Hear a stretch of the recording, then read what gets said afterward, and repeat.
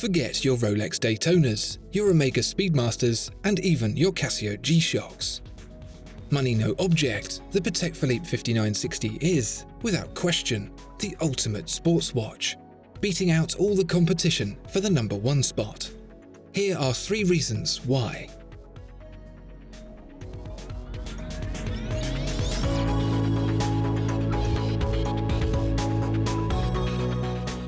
So we can keep on making great watch videos, I'd really appreciate it if you subscribed to the channel.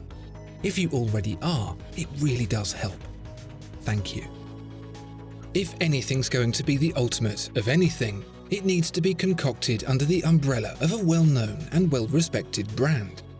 Legends are made by the audiences that adore them, and it is for that very reason that Patek Philippe has to be the ultimate brand to make the ultimate sports watch. Believe me, I know all about F. Pigeon, Grubel Forsey, H. Moser and C. But the point is that the public doesn't. Maybe one day they will, but for now, it's Patek Philippe that's king. In the mind of Joe Public, there are just 2 luxury watchmakers, and I'm sure you can guess what the other one is. It's just the way these things work. Ask any non-car enthusiast what they'd drive if they won the lottery, and you'd hear the familiar Ferraris, Bentleys, Lamborghinis. Great cars, but you and I both know that a Koenigsegg would embarrass all of those. For pub chat, however, your new Koenigsegg is simply going to warrant questions about why it's not wearing a prancing horse. It's something I call the Grand Seiko effect. If you have to explain why it's good, it just can't be the ultimate. It can be better on paper, sure, but if you have to explain it, then you've lost before you've even begun.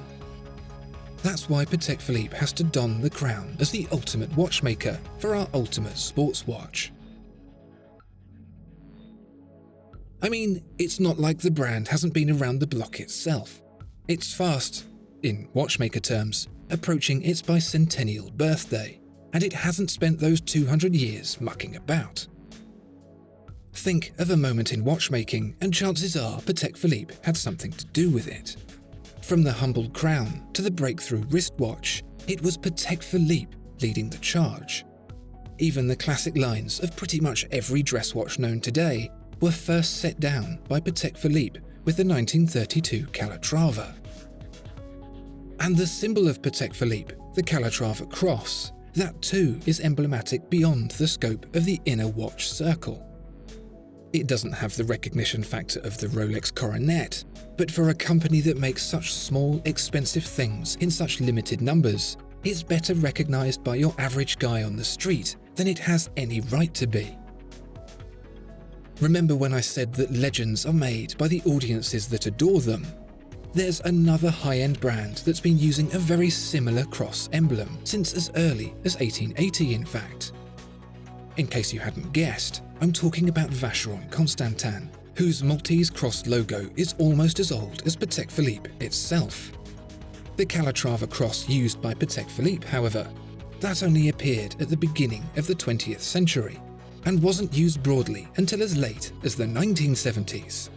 That's the power of legend for you. The next reason why the 5960 has just got to be the greatest sports watch ever is because of complication. Usually when we think of complicated watches, slender, elegant yellow gold dress watches come to mind, and so too does Patek Philippe. I mean, Patek Philippe is the king of complicated dress watches, particularly the pocket variety. A quick skim through the brand's back catalogue reveals double chronographs, minute repeaters, perpetual calendars, astronomical displays, and all of them combined into one for the 1933 Super Complication, which boasted 24 complications total. And that's just for starters. In 1989, rather than tease out the record with a couple more complications, Patek Philippe doubled down for the 150th year of the brand with the Caliber 89, which crammed in a physics-defying 33 complications. Then, for the new millennium, Patek Philippe pursued a different kind of complication challenge with the Star Caliber 2000. Rather than having more complications than the Caliber 89, the Star Caliber 2000 found space for 21 of the most challenging complications, including a Westminster chime, sunrise and sunset, equation of time, sky chart, lunar orbit, time of meridian passage by Sirius, and time of meridian passage by Moon. That's the pocket watches. For the wristwatch, Patek Philippe introduced the 2001 Sky Moon Tourbillon, a dual-sided timepiece with 12 incredible complications, including both mean and solar time displays, a perpetual calendar, sky chart, sidereal time, and both phases and orbit of the Moon. Then, in 2014, Patek Philippe smashed its own wristwatch complication record with the Grandmaster Chime, which comprised 1,366 parts and 20 complications, including 5 different chiming modes, such as an alarm and a date repeater. So, a teensy little flyback chronograph annual calendar should be a walk in the park for Patek Philippe, and as the surprisingly sedate dial of the 5960 demonstrates, it really is. A Rolex Daytona gives you time and a chronograph. The 5960 gives you time, date, day, month, day-night, power reserve, and a flyback chronograph. It's the Caliber CH28520 IRM QA24H, a long name for a long list of complications, that gives the 5960 its talents. A demonstration of the most efficient watchmaking, the compact design of the movement makes the watch just a little over 13mm thick, barely a millimetre more than the Daytona, despite all that extra ability. What's really impressive, aside from the exceptional finish Patek Philippe's watchmakers have graced the Caliber with, is how well arranged the displays are without compromising size. With a lot of complicated watches, the displays fall where they may on the dial, but this is executed with a sense of order and space management. It's a testament to the designers at Patek Philippe that a well-proportioned watch like this, just half a millimetre larger than a Daytona, can bring such order to what could have been chaos. Speaking of how the dial's been laid out, the way the 5960 looks is a huge part of the appeal. A watch's appearance is of course interpreted by every individual differently. However, sometimes a design is quite simply universal.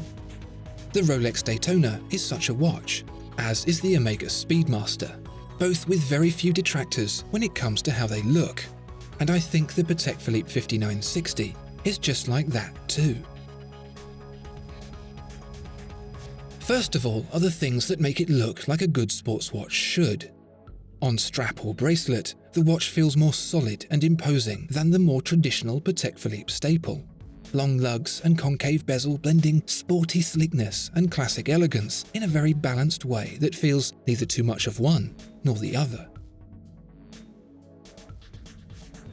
The pushers and crown have a presence to them that allows them to be operated easily and with a sense of rugged reliability. The watch, shod in appropriately sporty steel, avoids any sense of delicacy without being brutish, another tricky balancing act to pull off. The fact that the crown and pushers all line up as well is a touch that often gets overlooked and is a trait of a movement designed to be a chronograph from the ground up. Then there's the dial itself. As mentioned before, to fit all that functionality in there without it looking like a hoarder's living room is deeply impressive, and that's in part thanks to the clever thinking behind the dual operation second hand.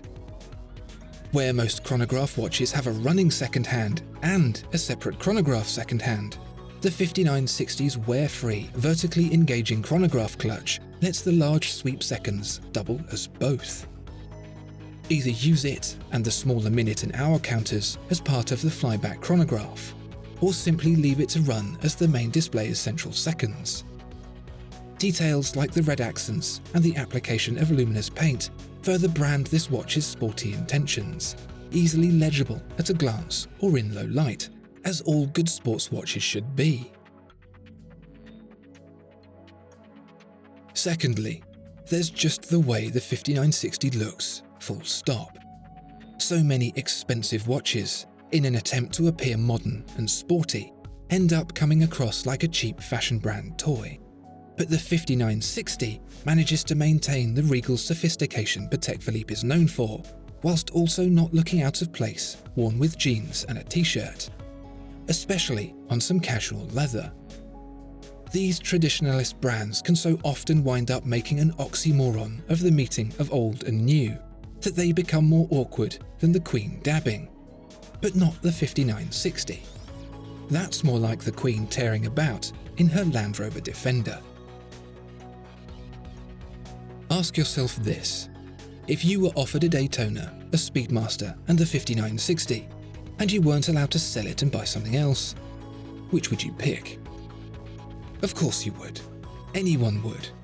That's why the Patek Philippe 5960 is the ultimate sports watch, the sports watch of sports watches.